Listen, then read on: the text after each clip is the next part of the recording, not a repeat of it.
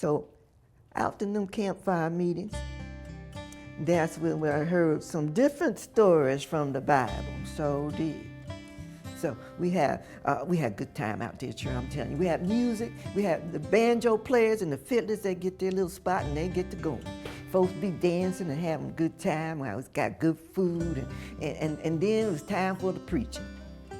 And that's when I heard more about Moses, and how Moses might have been from old time in the Bible, but we could have a Moses to come and rescue us too.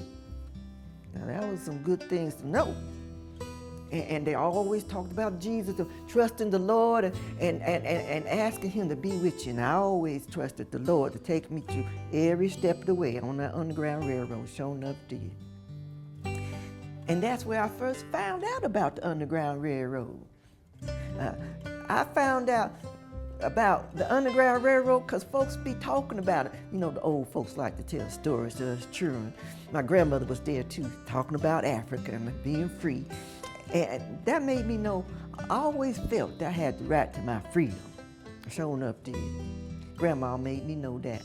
But then to hear them stories about the Underground Railroad, folks be talking about, if you go up north, I thought up north was another country somewhere or something. They said, you go up north on the Underground Railroad, you be free.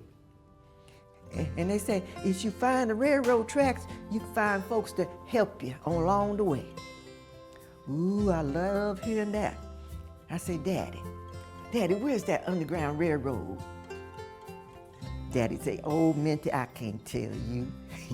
Because I know you be trying to run off and find it. But she sure enough right about that. I've sure enough been looking for it.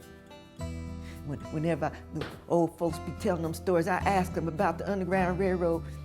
Every time they told a story, it got more far-fetched. Because they ain't really know nothing about it. They just heard about it themselves. They didn't know if it was real or Underground Railroad or not. We had some good times there. We had some good fun, laughing, and see all these folks there. All these folks, we loved each other. That was my family. My whole community of colored folks was my family. So when I got free and went back, I went back for my whole family. Oh, Harriet, how did that hit in the head affect you? Well, see, that's when I started having my sleeping spells. Yeah. I'd be out there, the Lord answered my prayers. He showed up there. After a while, I was feeling better, and I was able to do some little light chores. And then I got really strong again. But then I could be working in the field, and all of a sudden, anything I was doing, I could fall down, sleep. Sometimes folks could wake me up right away, but sometimes they couldn't. But then, that's when I started having my escape dreams, too. I'd be awake for them. Sure enough. I was awake for them escape dreams. So I might be out in the field. I say, I hear some music. Anybody else hear that music? Well, nobody hear it but me.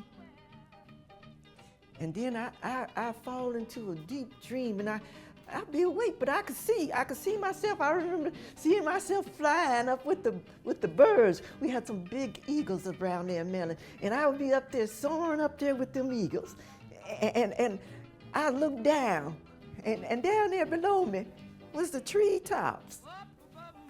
And they showed me the rivers, how the river flowed, and all the pastures, and oh, it was so beautiful from up there looking down. And then the eagles would take me to this line. And that was the line that separated the land of slavery from the land of freedom on the other side. And the eagles, they just fly all over there so easy. But I always got caught on the side of slavery. I never got across with the birds. So I growed up as a slave there in Maryland, sure enough did.